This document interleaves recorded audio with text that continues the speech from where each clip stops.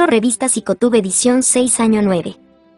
Bienvenido estimable psicotuber a la más reciente edición de nuestra revista de Humanidades Psicotube. Esta revista es producida y editada por Horacio González Rodríguez, psicólogo coach Kienao.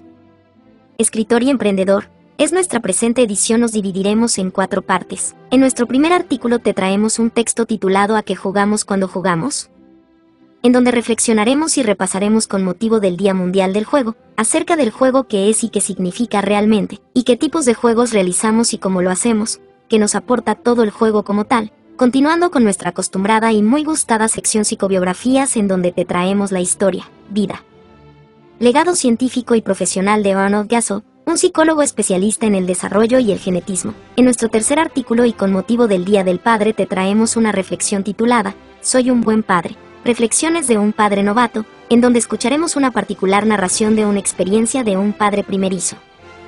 En nuestro cuarto y artículo de cierre te traemos un texto titulado Cómo prevenir y eliminar la violencia sexual y sus consecuencias, como motivo del día de la eliminación de la misma, en donde reflexionaremos acerca de la violencia sexual y de cómo ayudar a la víctima, y manejar dichas situaciones, así como identificarlas tal cual. Culminando con nuestro acostumbrado cierre de reflexión y comentarios finales. Una vez más, gracias a Hispanoamérica por todo el apoyo recibido, seguimos trabajando por y para ustedes. Gracias y que Dios los bendiga y que sigan disfrutando de todos los buenos contenidos de nuestra bien amada revista.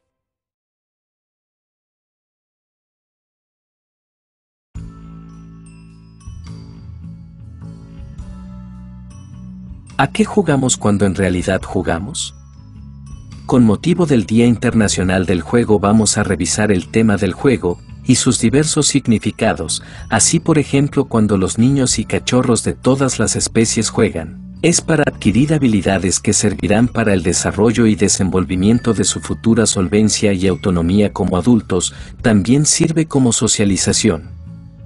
Habilidades sociales, además de que se busca en el juego humano muchas veces una posibilidad de abrir hacia el centro de nuestro ser y conocernos a nosotros mismos. Cuando el juego se vuelve nocivo, es cuando desarrollamos una ludopatía como tal y nos volvemos adictos a aquel juego que nos va a destruir tarde o temprano, si no lo detenemos. En otras ocasiones el juego para nosotros los adultos, ya sea solos o acompañados, se vuelve una rutina para gastar el tiempo, para cambiar de aires y procurar un efecto descanso del posible embotamiento, y sin olvidar que el juego también puede servir para disminuir el estrés. Aunque mucho de ello es probable que nos genere mayor estrés del que buscábamos reducir, con el juego segregamos dopamina y serotonina que nos limpia de otras como la adrenalina y el cortisol. El efecto del placer que da el juego puede llegar a ser tan sedante que nos podemos sentir tan dopados que podemos sentirnos como un borrachín. Como con síndrome de abstinencia, con efectos tales como los de consumir en exceso alcohol y drogas y hasta demasiado sexo o chocolate. Definamos pues el juego tal cual se nos presenta. La palabra juego proviene del latín jocus, que quiere decir broma. Un juego es una actividad desarrollada por uno o más individuos, cuyo propósito inmediato es entretener y divertir. Sin embargo, además de entretener, otra función de los juegos es el desarrollo de habilidades y destrezas intelectuales, motoras y o sociales. Este tipo de actividad es practicada tanto por los seres humanos como por los animales. Con la práctica del juego, los seres vivos aprenden formas de socialización y adquieren habilidades necesarias para la supervivencia en su respectivo hábitat. Por ejemplo, cuando los gatos juegan con objetos en movimiento, están aprendiendo a cazar. Asimismo, cuando los perros juegan a las mordidas entre ellos, están aprendiendo a socializar con sus congéneres y a defenderse. El mismo fenómeno ocurre con el ser humano. Cuando los niños practican juegos con normas, aprenden a negociar, llegar a consensos y a socializar. Por lo tanto, los juegos en los humanos cumplen la misma función, a pesar de que luzcan como una simple forma de entretenimiento. ¿Qué los distingue, entonces, de otras formas de educación y desarrollo cognitivo? Los juegos siempre pretenden la diversión y el entretenimiento, ya que el ser humano no puede vivir racionalizando constantemente su universo. Por lo tanto, ellos permiten el descanso mental, la variedad de la rutina y la activación de otro tipo de procesos, como los reflejos y la intuición. Además, en su principio básico los juegos no están dirigidos al aprendizaje teórico, descriptivo y racional, sino al desarrollo de habilidades mediante la práctica. Por ejemplo, habilidades como la atención, la velocidad, la asociación de palabras, etc. Por eso, el juego es sumamente importante en la fase de la infancia, si bien está presente a lo largo de toda la vida. Las características de los juegos dependerán, en gran medida, de su contexto de uso y de su tipología. En efecto, existen juegos espontáneos y libres, y existen juegos estructurados en función de una meta y con reglas. Todos ellos son igualmente eficaces en el desarrollo de habilidades. La actividad recreativa que cuenta con la participación de uno o más participantes es conocida como juego. Su función principal es proporcionar entretenimiento y diversión, aunque también puede cumplir con un papel educativo. Se dice que los juegos ayudan al estímulo mental y físico, además de contribuir al desarrollo de las habilidades prácticas y psicológicas. El juego puede ser definido tanto por el objetivo que sus jugadores tratan de alcanzar como por el conjunto de reglas que determinan qué es lo que pueden hacer estos jugadores. Tipos de juego. Existen muchos tipos de juegos según su función: sociales, colaborativos, de diversión, competitivos, educativos, habilidades requeridas, juegos verbales, numéricos, físicos, etc., o medios, tableros, juguetes, dados, cartas, piezas, pantallas. Muchas veces, puede ocurrir también que un juego reúna características de diferentes tipos, lo que hace compleja su clasificación. Sin embargo, en términos generales, pueden indicarse los siguientes tipos de juego. Juegos populares. Son aquellos juegos que se practican comúnmente en la infancia. Las normas de estos juegos suelen ser consensuadas por los participantes antes de iniciar. Puede incluir un objeto o simplemente referirse a una actividad práctica. Por ejemplo, los juegos de pelota no competitivos, las ruedas de canto, las escondidas, los juegos de persecución, etc. Juegos de mesa. Son aquellos juegos que utilizan un tablero, fichas o dados y, por tanto, necesitan una mesa. Todos estos juegos tienen una meta y una serie de normas establecidas. Algunos de estos juegos pueden depender de la estrategia, como el Risk, las damas, el dominó o el ajedrez, mientras que otros dependen de la suerte, como el ludo, el parchís, la oca y hasta cierto punto, el monopolio, etc. Juegos deportivos. Son juegos basados en la competición física. Pueden ser competiciones entre personas o entre equipos. Por ejemplo, competencias de velocidad o partidos de baloncesto. Para algunos estudiosos de la teoría del juego, los deportes deben ser distinguidos de los juegos comunes, debido a que su propósito es la competición en sí misma y no el entretenimiento. Juegos de rol. Son juegos en los que sus participantes asumen la identidad y función de un determinado rol. Estos juegos tienen por característica que sus participantes construyen una historia en la medida en que se desarrolla. Videojuegos. Son todos los juegos que tienen como soporte recursos visuales como pantallas de TV, pantallas de computadoras y consolas de juego, bien fueran de estación o portátiles. Las primeras computadoras personales tuvieron este tipo de juegos. Posteriormente, llegó la consola Atari, Game Boy, Nintendo, Sega, Super Nintendo, Nintendo Wii, PlayStation. Juegos para ejercitar la mente. Se trata de todos los juegos que pretenden estimular habilidades intelectuales espaciales, numéricas o verbales, tales como el sudoku, los crucigramas, las sopas de letras, etc. Este tipo de juegos requiere de lápiz y papel y suelen ser llamados pasatiempos. Juegos de azar y probabilidad. Los juegos de azar o probabilidad son aquellos que la posibilidad de ganar depende, en gran medida, de la suerte. Alrededor de este tipo de juegos se realizan apuestas, cuyo premio dependerá, estrictamente, de la probabilidad estadística. Se practican habitualmente en los casinos, aunque también de forma privada. Entre los juegos de azar podemos mencionar los naipes, el bingo, la lotería, la quiniela, la máquina tragamonedas, los dados, la ruleta, etc. En la vida adulta, el juego es un modo saludable de mantener un espacio de recreación y diversión. Sin embargo, a veces los juegos de azar con apuestas de dinero despiertan en los adultos conductas compulsivas que se alejan de su natural y enriquecedor propósito. Juegos educativos. Son todos los juegos diseñados con fines estrictamente educativos. Suelen ser usados como complemento del aprendizaje en el aula. Pueden estar focalizados en valores o en conceptos abstractos que requieren ser explicados de manera simples. Juegos tradicionales. Se usa esta expresión para referir a todos aquellos juegos heredados por medio de la tradición histórica y que se cultivan y protegen como patrimonio cultural. Los ejemplos dependerán de los países y las regiones. Juegos Olímpicos. Los Juegos Olímpicos son juegos de competición deportiva profesional a nivel internacional. Estos se celebran cada 4 años. Existen 3 eventos con estas características. 1. Los Juegos Olímpicos de Verano, los cuales son los más conocidos y renombrados.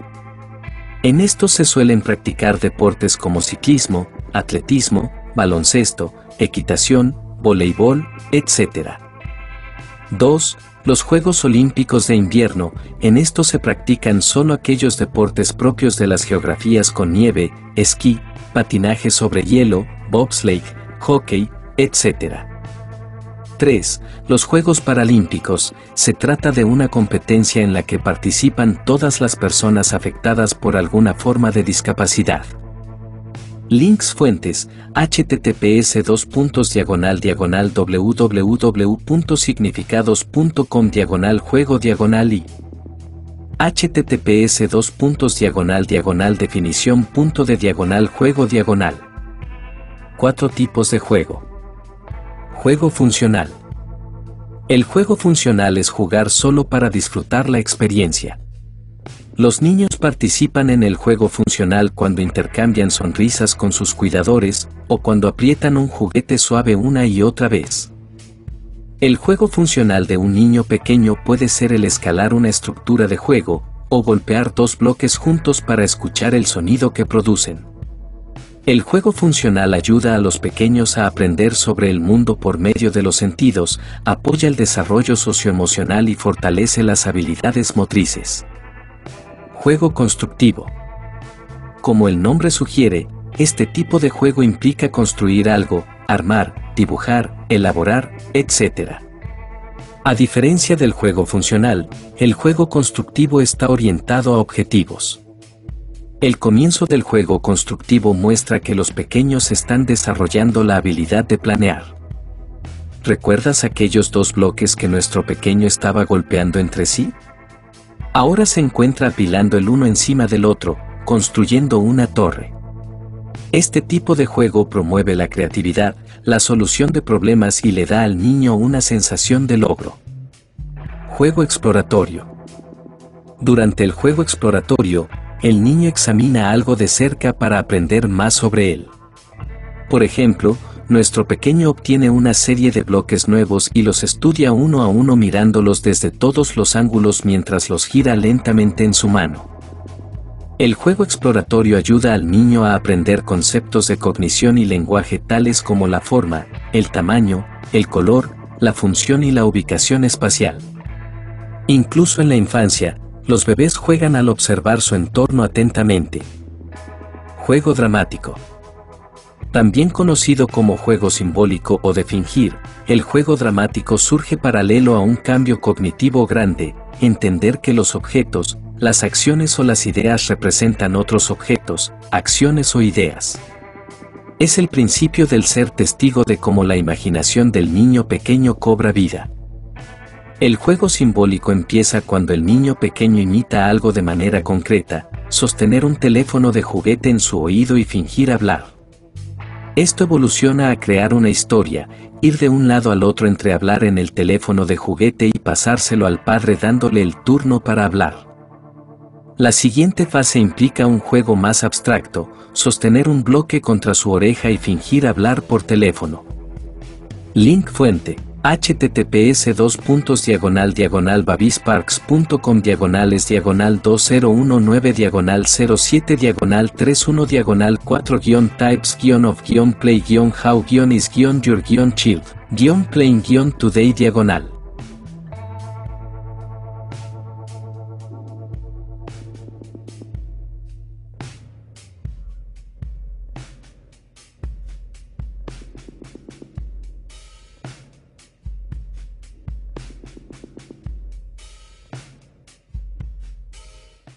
Psicobiografías. Arnold Gesell. Arnold Lucius Gesell fue un psicólogo, filósofo y pediatra estadounidense que estudió el desarrollo infantil. Su desempeño como profesor y escritor entre los años 20 y 50 lo posicionó rápidamente como uno de los grandes expertos en paternidad y crianza infantil en Norteamérica. No obstante, ha sido más reconocido porque desarrolló un método de investigación muy importante para la psicología moderna, la cámara de Gesell. En este artículo repasamos la biografía de Arnold Gesell, así como algunas de las repercusiones que su obra ha tenido en los estudios sobre el desarrollo de los niños y cómo fue que inventó la cámara de observación que lleva su nombre. La biografía de Arnold Gesell, médico, filósofo y educador. Arnold Gesell, de 1860 a 1961, nació en Wisconsin, Estados Unidos. Era el mayor de 5 hermanos, hijos de un fotógrafo y una profesora, ambos fuertemente interesados en la educación infantil. Con la intención de convertirse también en un profesor, Gesell se formó desde muy joven con el educador Edgar James Swift, quien rápidamente detectó el interés de Gesell por la psicología infantil y la educación. Posteriormente comenzó a especializarse en otras disciplinas. Por ejemplo, obtuvo el grado de filosofía en su ciudad natal en 1903, al tiempo que se formaba en el laboratorio de psicología en la Universidad de Wisconsin, así como en historia y educación. Obtuvo el grado de doctor en filosofía en 1906. Finalmente estudió medicina en la Universidad de Wisconsin, completando el doctorado en 1915. Muy pronto ejerció como profesor asistente en la Universidad de Yale, donde fundó la Clínica de Desarrollo Infantil y trabajó como psicólogo escolar en Connecticut. En esta última ciudad, Arnold Gesell comenzó estudiando cómo era el desarrollo de niños con discapacidad y después llegó a la conclusión de que para comprender eso, primero era necesario comprender cómo había sido el desarrollo de niños sin discapacidad. Eso fue lo que llevó finalmente a desarrollar algunos de sus principios del desarrollo infantil. Algunas aportaciones de Arnold Gesell. La influencia de Gesell proviene de una idea que se popularizó rápidamente y que permanece en el imaginario social hasta nuestros días: la creencia generalizada de que hay una especie de horario en el desarrollo infantil, es decir, una serie de etapas relacionadas con la edad y caracterizadas por comportamientos típicos. Aun cuando algunos autores anteriores, como Sigmund Freud, ya habían propuesto teorías sobre el desarrollo infantil y sus etapas, fueron las aportaciones de Arnold Gesell las que se posicionaron como punto de referencia en el tema, por lo menos durante su época. Su obra gira en torno a la propuesta de que el proceso de maduración puede ser ayudado o acompañado por un ambiente diseñado de manera reflexiva, lo que se trasladó rápidamente a la educación. Durante sus investigaciones, Gesell se enfocó en distintos momentos del desarrollo infantil, así como en distintas características. Algunas de las áreas más importantes fueron el desarrollo motor, la conducta adaptativa y el comportamiento psicosocial. Influencias teóricas. Gesell creía que estas etapas por las que pasa la infancia reproducen las etapas por las que ha pasado todo el desarrollo y evolución de la especie humana. Eso quiere decir que su teoría sobre el desarrollo infantil se encuentra fuertemente influenciada por teorías evolucionistas que eran muy populares en Estados Unidos y Europa en este momento. Asimismo, su teoría está influenciada por estudios que tuvieron lugar a inicios del siglo XX, en donde la medicina se empezaba a plantear el objetivo de conocer mejor a los niños, además de que en el mismo momento había un fuerte debate en torno al binarismo innato aprendido.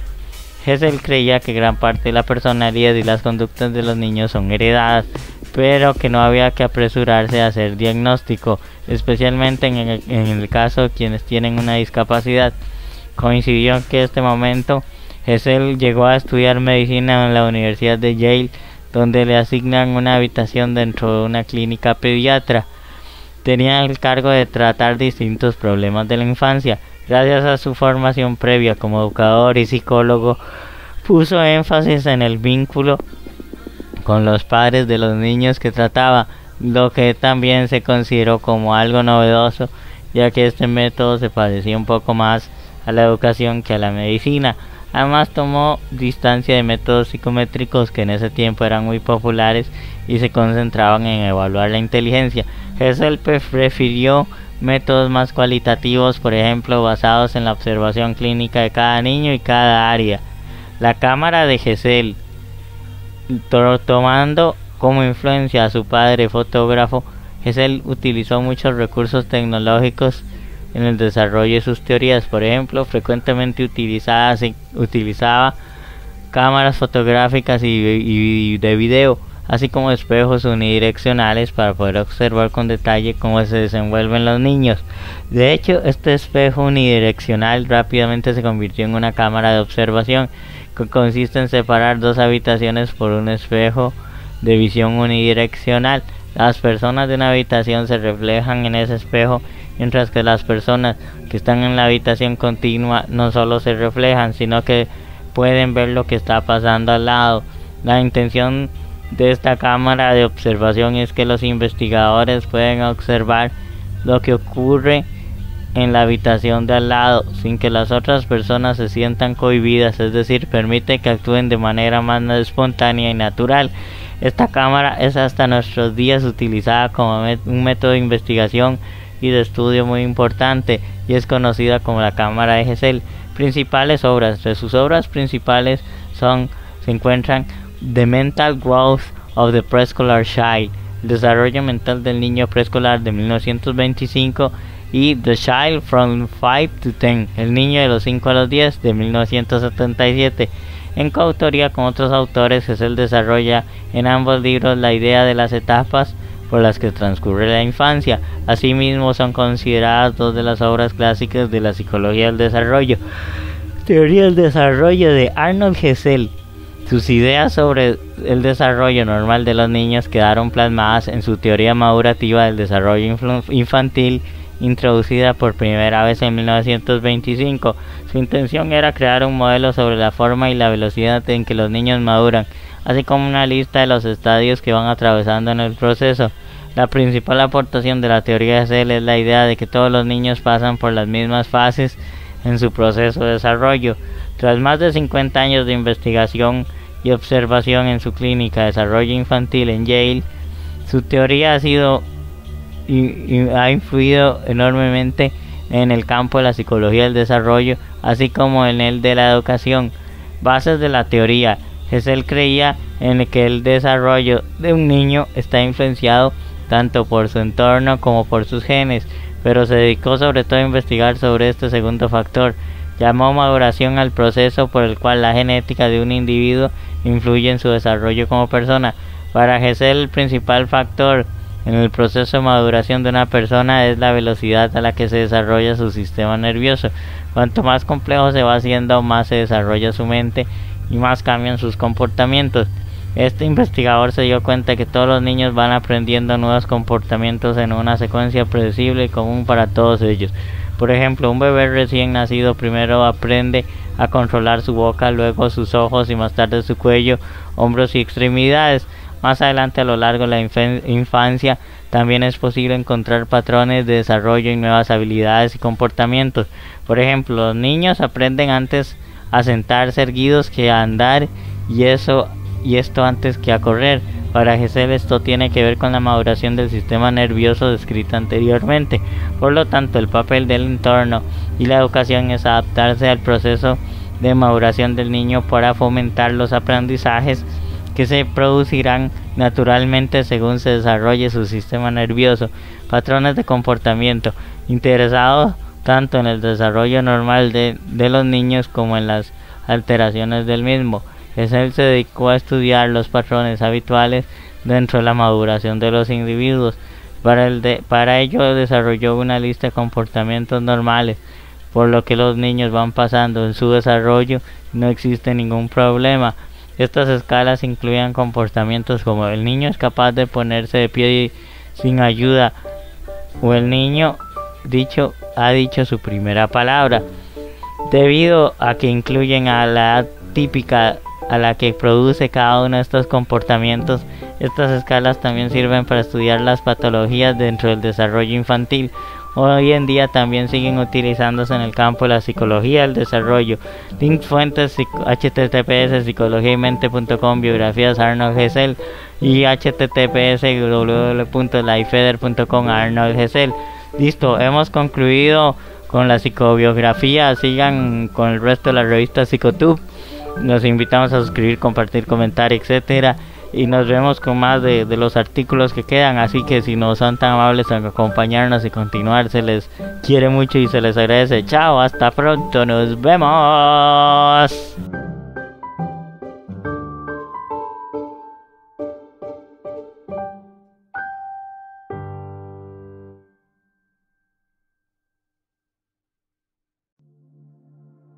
¿Soy un buen padre? Reflexiones de un padre novato. Ser padre es uno de los acontecimientos más importantes, significantes y trascendentes de nuestra vida. Hace que te replantees tus objetivos, tus metas, tu madurez, hace que te lo replantees todo. El ser humano nunca deja de aprender. Desde los primeros minutos de vida, los estímulos nos enriquecen y nos enseñan a enfocar la vida. Luego llega el primer hijo y el mundo se convierte en algo muy diferente a lo que había sido hasta ahora. Todo adquiere un cariz extraño y desconocido. La realidad supera a la expectativa y, cuando te vuelves consciente de la importancia de ser padre, es algo magnánimo, pero al mismo tiempo muy aterrador, y comenzamos a evaluarnos constantemente. El padre, ¿se hace o se nace? Admito que, en ocasiones, la situación se me va de las manos. Un hijo lo remueve todo, te ofrece una nueva perspectiva. Una vez leí que nunca se deja de ser padre, no importa el tiempo ni la distancia que os pueda separar, siempre tendrás ese instinto protector con él o ella. Hoy día medito esas palabras y pienso que gran verdad. La vida cambia con la llegada del primer bebé. Recuerdo perfectamente cómo era mi vida antes de tener a mi hijo. Tardes de deportes, tardes de amigos, tardes de cine, ahora todo es llego tarde. No es que mi primogénito haya convertido mi realidad en un infierno, pero ahora llevo un peso extra sobre mis hombros y, aunque puedo pasar las tardes de deportes, de amigos y de cine, hay una personita que nunca sale de mi cabeza. 3 se convierten en 2 pensando en 1. La semana pasada salí con mi mujer a cenar y dejamos a Tomás con mis suegros. Creo que no os lo he dicho, el amor de mi vida se llama Tomás. Necesitábamos una cena tranquila, de conversaciones no interrumpidas, de silencios, en definitiva, una cena de pareja. Una de las cosas que más se descuidan con la llegada de un niño es la pareja. Sin quererlo, dejamos de ser amantes, compañeros, confidentes y pasamos a ser padres. La cena fue genial, nos divertimos mucho, pero en ningún momento Tomás desapareció de mi pensamiento. ¿Qué estará haciendo? ¿Habrá cenado? ¿Se estará portando bien? Lo mucho que le hubiera gustado el color de las servilletas. Mi mundo tenía un nuevo dueño y ya nunca más sería yo. ¿Cómo ser un buen padre? Hay días en los que no puedes más. Ser padre puede ser agotador, pero paradójicamente tampoco puedes estar sin él. Son como una fuente de energía inagotable que se transmite con su sola presencia. Te miran y todo cambia, sonríen y todo se ve diferente. Una anécdota con trascendencia. Una tarde, Tomás me encontró muy serio, con la mirada perdida y algo agobiado. Inmediatamente se puso a bailar, porque es un payaso y sabe que siempre me hace reír. Pero aquella tarde, aunque lo miraba, no lo veía, seguía distraído con todo aquel peso del trabajo regurgitando en mi cabeza. Él se fijó, dejó de bailar y se acercó a mí. «Papá, ¿estás triste?». Su voz aguda me hizo reaccionar. «Estoy serio por cosas del trabajo». Él me miró fijamente durante algunos segundos y me contestó con esa franqueza y veracidad que solo tienen los inocentes. A mí también me pasa algunas veces. El cole no es siempre divertido. ¿Tu trabajo siempre es divertido? Así que me desternillé. Reí y reí sin parar. ¿Qué otra cosa podía hacer? Él comenzó a reír también.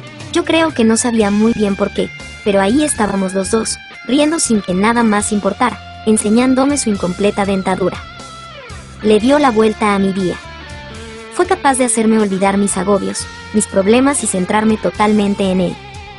Hay días en los que me cuesta prestarle atención. Si por él fuera me tendría todo el día escuchando sus historias, sus sueños, sus preguntas sin sentido.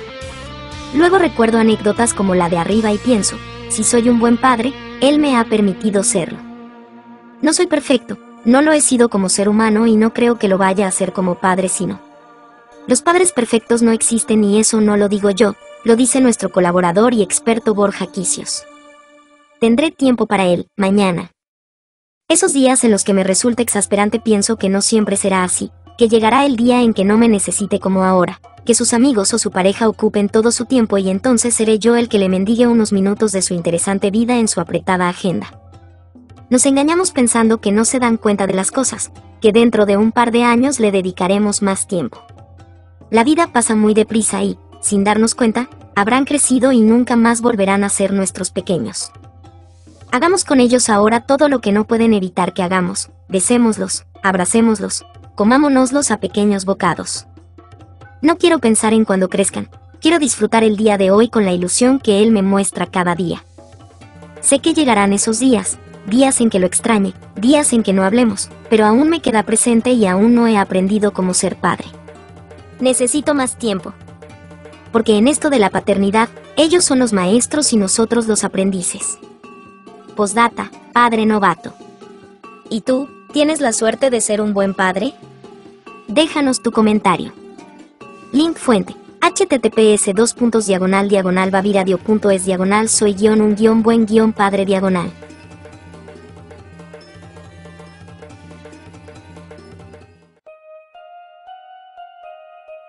Cómo prevenir y eliminar la violencia sexual y sus consecuencias.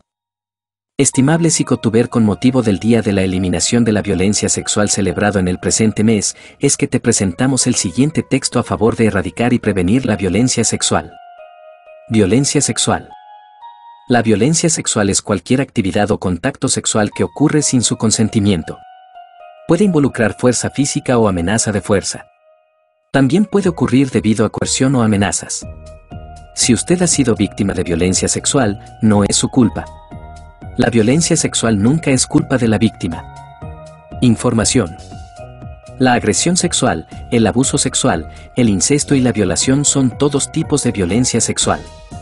La violencia sexual es un problema de salud pública grave.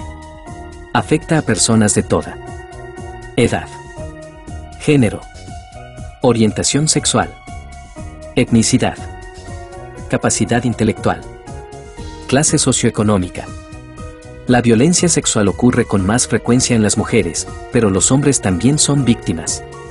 Aproximadamente 1 de cada 5 mujeres y 1 de cada 71 hombres en los Estados Unidos han sido víctimas de una violación que se llevó a cabo o de un intento de violación, penetración forzada, en su vida. Sin embargo, la violencia sexual no se limita a la violación. La violencia sexual es cometida con mucha más frecuencia por hombres. A menudo, es alguien que la víctima conoce. El perpetrador, persona que causa la violencia sexual, puede ser un amigo, compañero de trabajo, vecino, pareja íntima o cónyuge, miembro de la familia, persona en una posición de autoridad o influencia en la vida de la víctima. Las definiciones legales de violencia o agresión sexual varían de estado a estado.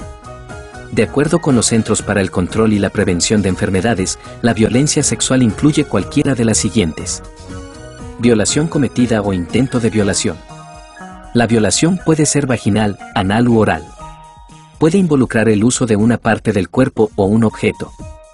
Forzar a una víctima a penetrar al perpetrador o a alguien más, ya sea hacerlo o intentarlo. Presionar a una víctima a que sea penetrada.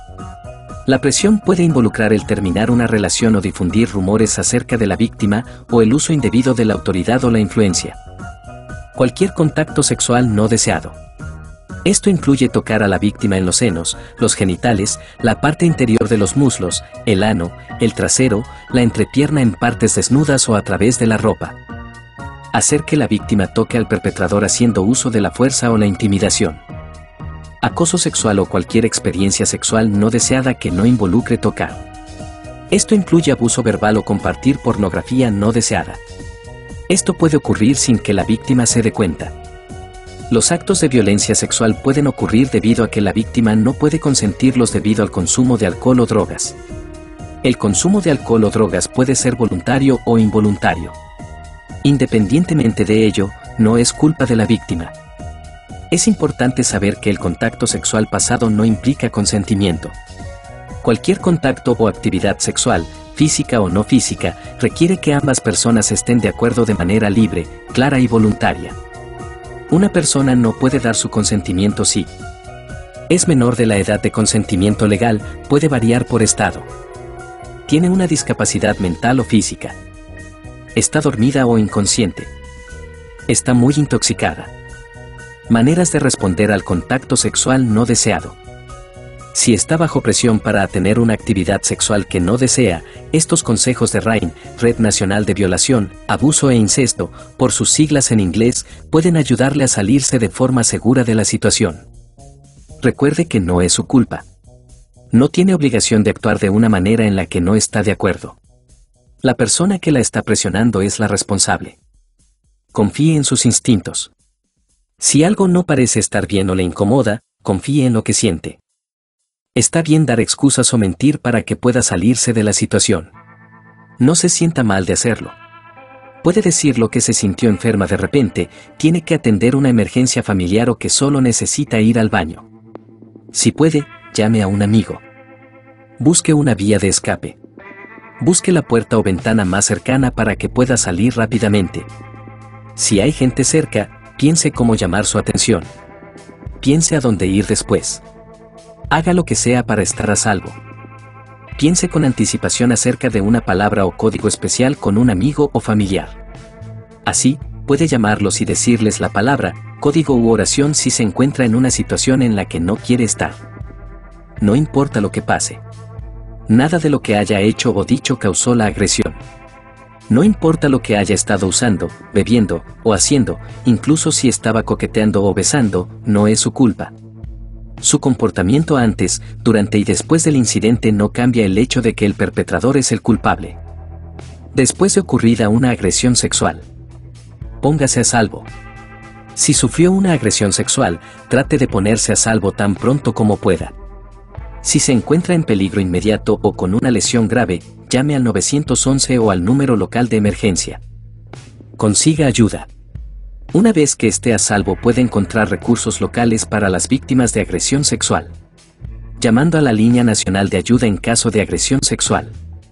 Si ha sufrido una violación sexual, la línea telefónica gratuita puede comunicarlo con hospitales que cuentan con personal capacitado para trabajar con víctimas de abuso sexual y además para recolectar evidencia.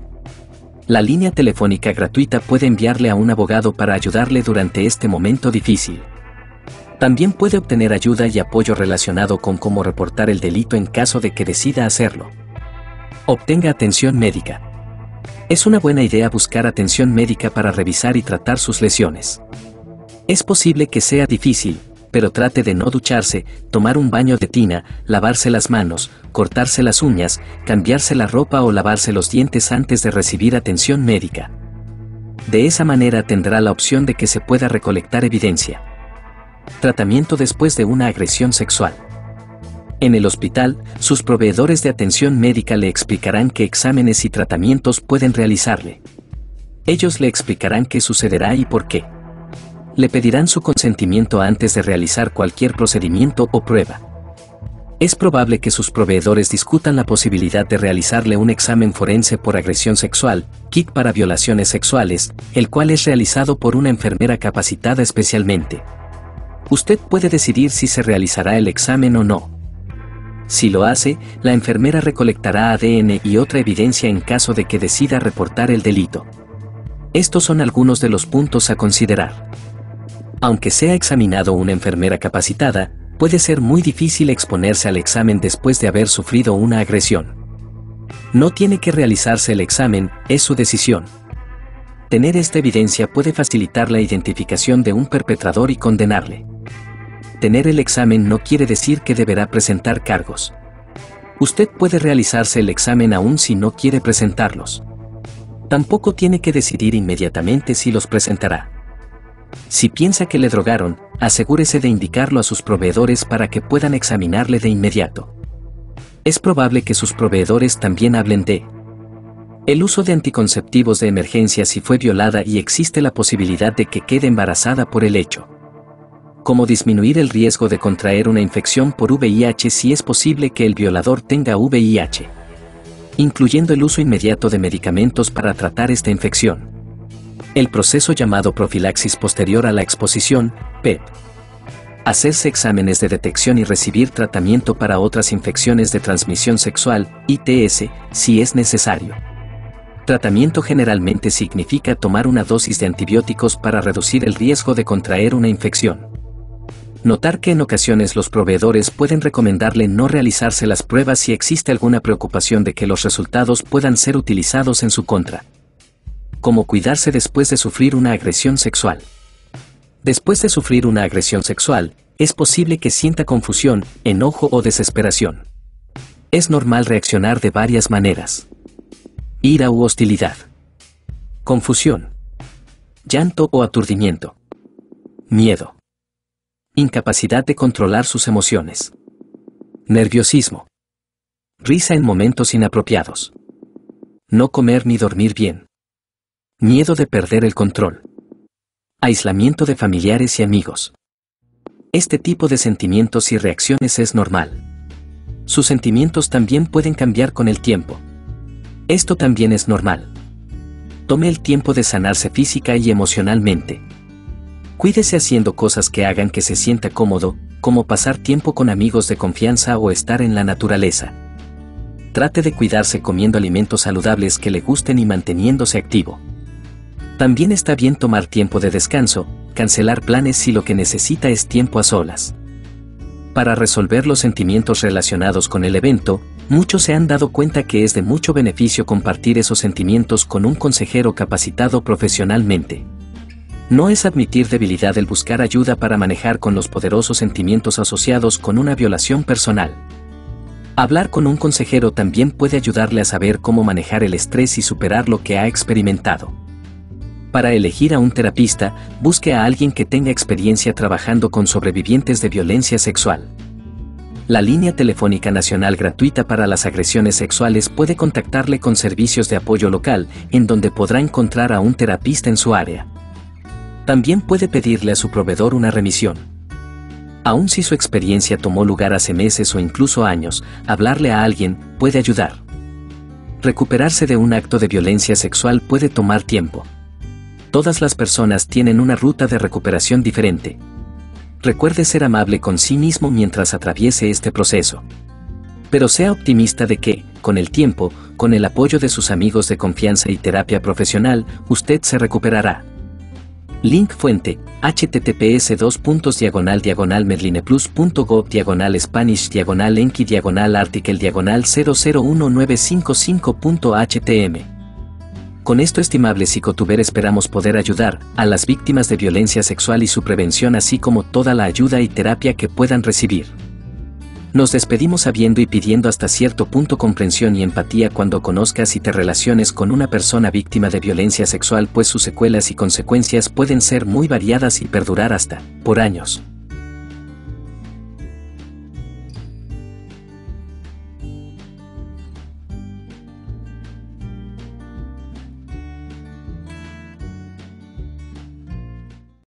Cierre revista Psicotub, edición 6 año 9. Hemos llegado una vez más al cierre y final de la más reciente edición de nuestra bien amada revista. Los dejamos con nuestro ya acostumbrado cierre de reflexión y comentarios finales. Una vez más recuerden suscribirse, compartir y comentar, dar me gusta o lo contrario, unirse a nuestro grupo de Facebook de la revista. A continuar dejándonos sus generosas colaboraciones en nuestro PayPal en la cabecera del canal, a adquirir mi novela Neoapocalipsis. Mis libros Cuando los psicólogos escriben tonterías volumen 1 y 2 y Psicología y videojuegos volumen 1, una vez más gracias por todo el gran apoyo y crecimiento generado por ustedes. Y Dios mediante nos vemos el siguiente mes con otra edición de nuestra bien amada revista de Humanidades Psicotub.